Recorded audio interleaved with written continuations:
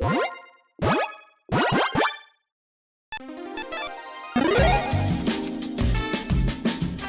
and welcome to the Commander's Quarters. I'm your host, Mitch. Glad to have you here. Here at the Commander's Quarters, we're all about Commander on a budget.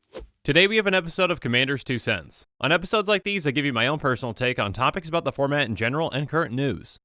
This show and episodes like this one are possible thanks to viewers like you. If you're looking for an easy way to help support this show, make sure that you like, share, and subscribe. Also, hit that bell notification icon so you don't miss any new episodes. And while you're at it, subscribe and review our podcast as well. You can also go check out our playmats and other merchandise at thecommandersquarters.com. Another easy way to support this show is with our TCG player affiliate links. So whether you're buying a deck or individual cards, you can use this general link right here or one in the description. And the final way that you can support this show is by supporting us directly by becoming a patron. There are many benefits to being a patron, and I truly couldn't do this without all of their support.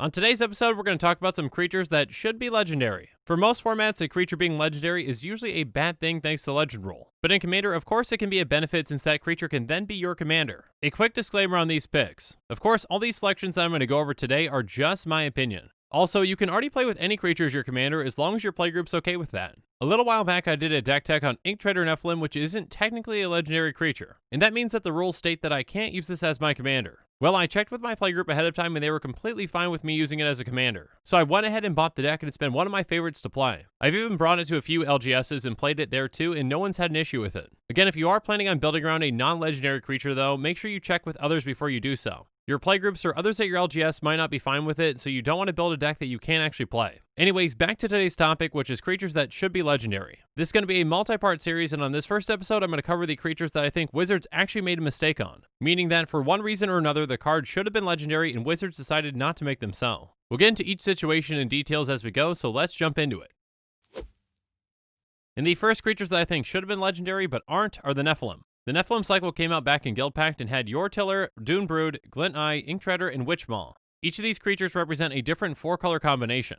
Now, we already talked about Inktreader and how I did a deck tech on that one, but I believe that each of these has the potential to be an effective and fun commander. Outside of partners, there are extremely limited options when it comes to 4-color commanders. Adding these in as legendaries would be an easy way to increase those options. Also, the argument to make these legendaries probably has the most merit out of any of the creatures that I'm going to show today. Mark Rosewater, the head designer of Magic the Gathering, even had this to say on the topic back in January of 2012. I admit, if I had to do the Nephilim over again, I would probably make them legendary, but that doesn't mean that we will ever retroactively make that decision. The Nephilim are as we made them for good or for bad. So basically it seems to me like Mark is saying, even though that these were supposed to be legendary, they aren't. I would argue that mistakes are made and creature types get errated all the time. I find it kind of strange though that a super type like legendary isn't allowed to be errated though. Also, I'm not the most in tune with the lore, but I definitely think that the Nephilim played a part of the Ravnica storyline and they're each a singular creature. What I mean by that is that they're only one of these Nephilim each in the story. They are unique and important creatures, or in other words, legendary. Anyways, Wizards might not ever change their mind on this, but I definitely hope they do. Myself and many other Commander players would love to see these as legendary creatures. For example, let's just take a look at how you could build around one of them. Yoretiller Nephilim is a 2/2 Nephilim that costs white, blue, black, red. It has whenever it attacks, return target creature card from your graveyard to play tapped and attacking.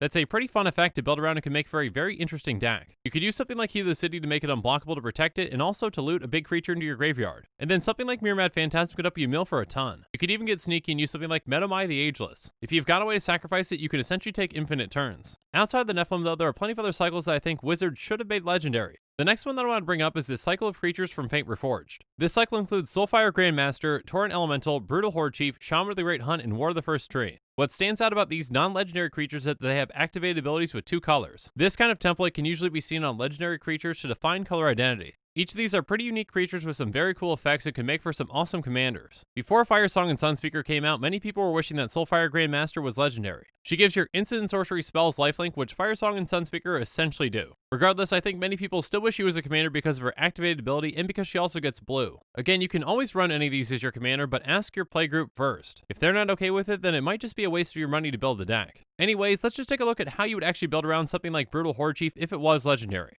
Brutal Horde Chief is a 3/3 Orc Warrior that costs 3 and a black. It has whenever a creature you control attacks, defending player loses 1 life and you gain 1 life. And then by paying 3 Boros, creatures your opponents control block this turn of Fable, and you choose how those creatures block. So this is a Mardu commander that focuses on combat in a very unique way. First off, it drains your opponents for each creature that you attack them with. but more importantly, that activated ability is pretty powerful. With a deck like this, you might run things like Mardu Strike Leader, Ankle Shanker, and Phage the Untouchable. When Mardu Strike Leader attacks, you put a 2/1 Black Warrior creature token onto the battlefield. Mardu Strike Leader is usually pretty easy for your opponents to deal with, but not if your opponents can't block it. It's going to create more and more tokens that your opponents also can't block. And then something like Ankle Shanker can be huge for this deck. It has whenever it attacks, creatures you control gain first strike and death touch until end of turn. With this, you can completely wipe out an opponent's board by forcing them to block in the most inopportune of ways for them. And you can easily finish off players with Phage the Untouchable. She has whenever she deals combat damage to a player, that player loses the game. As long as you've got another creature, you can force all of your opponent's creatures to block that one and not her. Again, the 5 creatures from this cycle might not have a place in the Magic story like the Nephilim do, but I don't think that really matters. In my opinion, the characteristics of the creature matter more than lore when it comes to legendary status. But now it's time for us to move on to another cycle of creatures that I find very interesting as to why they're not legendary.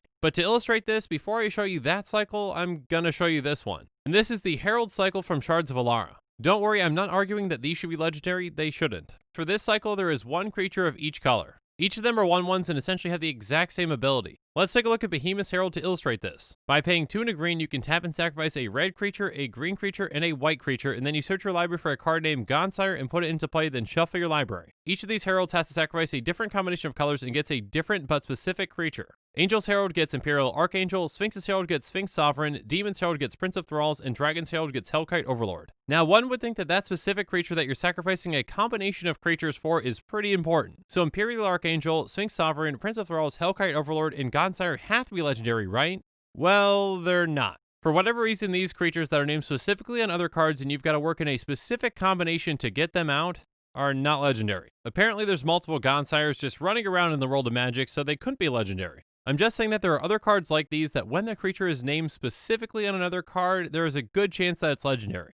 Also, there's just a gut feeling that you get when a creature seems legendary. And to me, these 8 mana creatures that are specifically named on other cards definitely feel that way. Again, outside of logic dictating that these should be legendary, they're just some pretty cool creatures that would be a lot of fun to build around. For example, let's take a look at Prince of Thralls. It's a 7/7 demon that costs 4 blue, black, black, red. It says whenever a permanent an opponent controls is put into a graveyard, put that card onto the battlefield under your control unless that opponent pays 3 life. This is an extremely powerful effect and a ton of fun to build around. There's going to be a lot of times that your opponents can't pay that life and you get to gain control of a ton of things. If you were to build a deck around Prince of Thralls, some cards that you might consider are Havoc Festival, Fleshbag Marauder, and Death Cloud. Havoc Festival is a great way to pressure your opponents and limit their ability to pay life. It says players can't gain life, and at the beginning of each player's upkeep, that player loses half their life rounded up. So at a certain point, it's going to be impossible for them to justify paying that 3 life. Next up, there's Fleshbag Marauder, which when it comes into play, each player sacrifices a creature. So this can basically steal you up to 3 creatures or make your opponents lose 3 life each.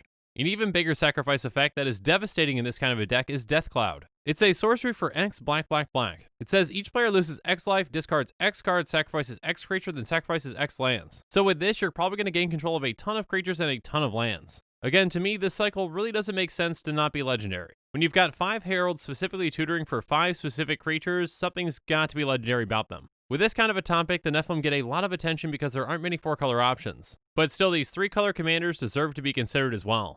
And actually with our next cycle, we've got some 2-color creatures to consider as well. And that would be the Demigod cycle from Shadowmoor and Eventide. This is a cycle of 10 spirit avatars which has a completely hybrid mana cost. Each of these costs 5 mana and is a hybrid combination of 2 colors. Just by taking a look at their mana cost sets them apart as being very unique. If you really wanted to get into the lore for these, check out the Seer's Parables. That part of the Magic lore itself says to me that these should be legendary. But again, I'm definitely no expert on lore and I've never claimed to be. So for that part, I'll leave you to judge. Again, there are a multitude of reasons as to why these should be legendary, but they aren't. Before we get any further with this cycle, mechanically, one of them doesn't make sense as a legendary creature. And that would be Demigod of Revenge. Because it has when you cast Demigod of Revenge, return all cards named Demigod of Revenge from your graveyard to the battlefield. So obviously if this creature was legendary, that really wouldn't make sense. Regardless, even though this one is a miss, I think 9 out of 10 is still pretty good. Again, each of these creatures is very unique and just has that feel of being legendary. I mean, their names themselves just sound legendary. You've got Oversoul of Dusk, Overbeing of Myth, Deus of Calamity, Godhead of Awe, Deity of Scars, Divinity of Pride, Dominus of Fealty, Ghastler of Fugue, and Novelist of War. Something about those names just sound epic and not ordinary.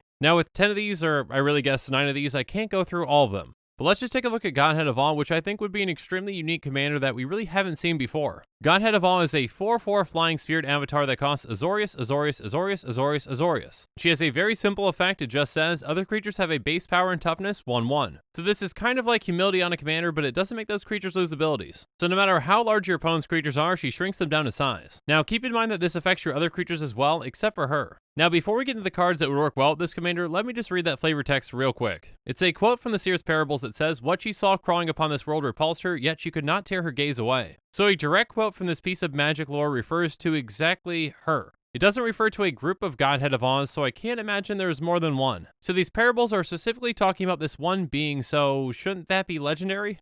Okay, regardless, I'll get off my soapbox for now, I promise. If I want to build a deck around her, I'd use cards like Secure the Waste, Glorious Anthem, and Krovax Ascendant Hero. You'd want things like Secure the Waste that make a lot of tokens that already start off as 1/1s, so your commander's downside doesn't affect them at all. And then you can run a ton of Anthems in this deck to pump up your team like Glorious Anthem. And conversely, you can run something pretty mean like Krovax Ascendant Hero. It says other white creatures get +1/+1 and non-white creatures get -1/-1. So those tokens that you create with something like Secure the Waste are going to be fine, but a lot of your opponent's creatures aren't going to be. Godhead of All takes your opponent's creatures down to 1/1s, and if they're non-white, they're going to be 0/0s. This can simultaneously shut your opponent's creatures down while pumping yours. Again, this kind of humility-like commander is one that we really haven't seen before and would lead to a very unique deck. Again, I think it's okay for wizards to make mistakes, but whether they admit that they're mistakes or not, I think that these cycles should be legendary. I'm sure there are plenty of people on the other side of the fence for this topic, and that's okay. But in my opinion, wizards around us a lot of cards for a lot of different reasons. Some of the oldest legendary creatures like Nicol Bolas start off as Summon Legend. Now that's definitely nitpicking because things back then were formatted differently. But because I feel like proving a point, I'm just going to nitpick a step further. Let's take a look at Walking Atlas. Walking Atlas is a 1/1 creature construct that costs 2 and you can tap it to put a land card from your hand onto the battlefield. Now is there anything missing from this card that seems like it's a bit off? Based on the border and the fact that this is a construct, you probably determined that this should be an artifact creature. And you'd be right, Wizards agrees this should be an artifact creature. But Wizards hasn't reprinted this one yet with that distinction. And yet it's accepted that this is an artifact. So if after the fact they can errata card types, why then can't they errata super types? Or why can't they just reprint them in a mystery booster set where it doesn't matter and they put legendary before it? Or perhaps they'll do that in the new upcoming Commander Legends set. But I highly doubt that, as Wizards can be pretty stubborn with these kinds of things. The day that Mono White gets any kind of a decent card draw spell is the day that these probably get reprinted as legendaries too. Is that statement just a little salty? Maybe. So Wizards, I ask you, right your wrongs, fix these cards, and give Mono White some card draw. Until then, feel free to ask your playgroup if they're okay with you using any of these as your commander, and if they are, go ahead and build around them. Again, it never hurts to ask, and I'm really glad that I did with Inkshredder Nephilim. It's been a ton of fun playing it. But with that, our show is coming to a close, so it's my turn to hear from you. In the comments below, let me know if you think these creatures should be legendary or not, and why. And make sure you're following us on social media for more updates and sneak peeks on future episodes. Again, a huge thank you to my patrons who help make this show possible. I truly couldn't do any of this without your support. If you want to support this channel directly, consider becoming a patron. There are many benefits to being a patron, including being able to vote on future commanders for deck techs. There are even tiers where you get your own personalized deck tech dedicated to you. You can check out all the Patreon tiers and rewards at patreon.com/commandersquarters. If you haven't already, make sure that you like and subscribe to the channel. Here at the Commander's Quarters, we're all about budget commander. So while you're at it, go ahead and check out some of our other types of episodes. And with that, I'm out of here. Thanks again and have a good one.